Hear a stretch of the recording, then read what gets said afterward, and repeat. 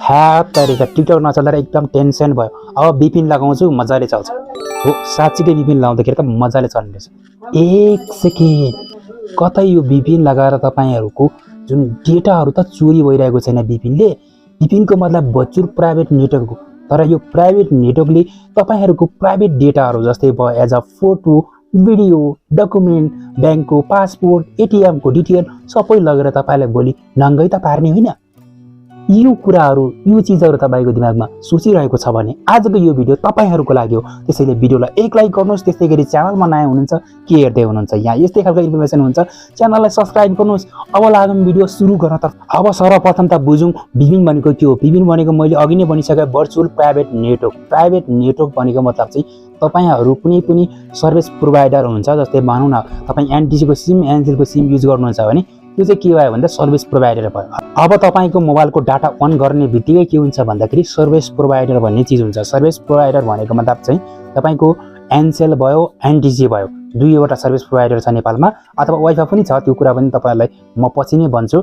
जस्तै अब तपाईको एनसेलमा तपाईले डाटा अन गर्यो हैन मोबाइलमा तपाईको एनसेलको सिम छ तपाईले डाटा अन गर्यो भनेपछि त्यो चाहिँ सर्भिस प्रोवाइडर भयो। अब सर्भिस प्रोवाइडरमा के हुन्छ भन्दाखेरि टिकटक त ब्यान्ड छ टिकटक त चल्दैन तपाईको मोबाइलमा त्यो लगाउँदाखेरि लगाइसकेपछि तपाईले के हुन्छ भन्दाखेरि तपाईले VPN कनेक्ट गर्नुहुन्छ र VPN चलाउनुहुन्छ।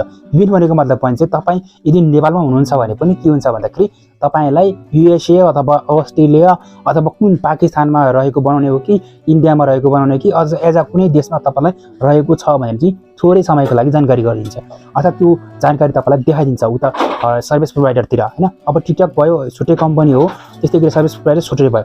त्यसमा चाहिँ के हुन्छ भन्दाखेरि चाहिँ तपाईको मोबाइलमा अब टिकटक चल्यो भनेको मतलब के हुन्छ भन्दाखेरि तपाईलाई सर्भिस प्रोवाइडर अब दुईटा भयो। पहिले एउटा मात्र थियो जसले तपाईको एनसेल मात्र कनेक्ट भयो एनसेल भयो। त्यसैगरी अब VPN लाउँदाखेरि दुईवटा सर्भिस प्रोवाइडर हुन्छ अर्थात दुईवटा टु वे कनेक्सन हुन्छ। यो चीज भइसकेपछि के हुन्छ भन्दाखेरि चाहिँ अब एनसेलले तपाईको डेटा सुरक्षित गर्छ यो चाहिँ थाहा भएको कुरा हो तपाईहरुलाई थाहै छ हैन। त्यसैगरी अब VPN पनि आयो। VPN के हो भन्दाखेरि कुन देशबाट लन्च गरेको एप हो कुन देशबाट चाहिँ यसले सर्भर कनेक्ट भएर तपाईहरुलाई यसबाट चाहिँ तपाईहरुलाई फाइदा दिएको छ भन्ने कुरा तपाईलाई थाहै हुँदैन। यसमा चाहिँ के हुन्छ भन्दाखेरि डेटाहरु चोरी हुने धेरै सम्भावना हुन्छ। अब VPN मा पनि तपाईले पैसा तिरेर तपाईले VPN चलाउँदै हुनुहुन्छ भनेदेखि तपाईहरुले चाहिँ तपाईहरुलाई अलिकति सेफ्टी डाटामा धेरै सेफ्टी हुन्छ भनेदेखि तपाईले यदि फ्रीकै VPN युज गर्दै हुनुहुन्छ भने तपाईलाई त्यसमा डाटा लस हुने धेरै प्रब्लम हुन सक्छ। त्यही कारणले गर्दाखेरि मेरो आई सजेस्ट कि तपाईहरु VPN युजै नगर्नुस्।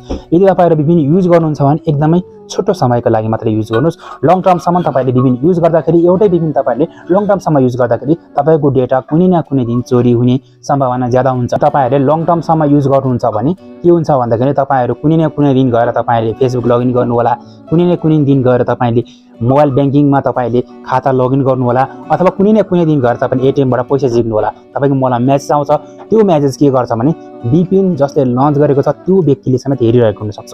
त्यही कारणले गर्दाखेरि VPN अलिकति हेर्ने सुरक्षाको दृष्टिकोणले हेर्ने हो भने सुरक्षित छैन यो म भन्न चाहन्छु। मैले भनेको होइन धेरै अपरेटरहरूले यो सिस्टम बनिरहेको छ। तपाईहरुले VPN युज गर्नुस् तर तपाईले सर्ट टाइमको लागि युज गर्न जरुरी छ।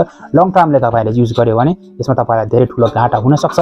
सर्ट टाइममा युज गर्दाखेरि पनि तपाईलाई घाटा हुँदैन भन्न चाहिँ खोजेको होइन तपाईलाई घाटा हुन सक्छ। त्यही कारणले गर्दाखेरि VPN युज गर्नबाट सकेसम्म जोगिनु होला। टिकटक बाहेक पनि अरु सोशल मिडिया साइटहरु छन् जस्तै अब युट्युब भयो त्यसैगरी तपाईले युट्युबमा सर्टहरु अपलोड गर्न सकिन्छ। त्यसैगरी तपाई फेसबुकमा जानुहुन्छ भने तपाईले फेसबुकमा पनि तपाईले रिल्सहरु अपलोड गर्न सक्नुहुन्छ भने इन्स्टाग्राममा जानुहुन्छ भने इन्स्टाग्राम रिल तपाईले अपलोड गरेर तपाईहरुले मजाले पैसा कमाउन सकिन्छ। आई होप आजको यस भिडियो तपाईहरुलाई राम्रो लाग्यो होला। सो भिडियोलाई लाइक गर्नुस् च्यानललाई सब्स्क्राइब गर्नुभएको छैन डेफिनेटली च्यानललाई सब्स्क्राइब गर्नुस्। आजको यो भिडियोमा यति नै। अर्को महत्त्वपूर्ण भिडियोमा तपाईहरुलाई भेट हुने नै छ। तबसम्मको लागि बिदा दिनुस्। हस्त नमस्ते जय जय।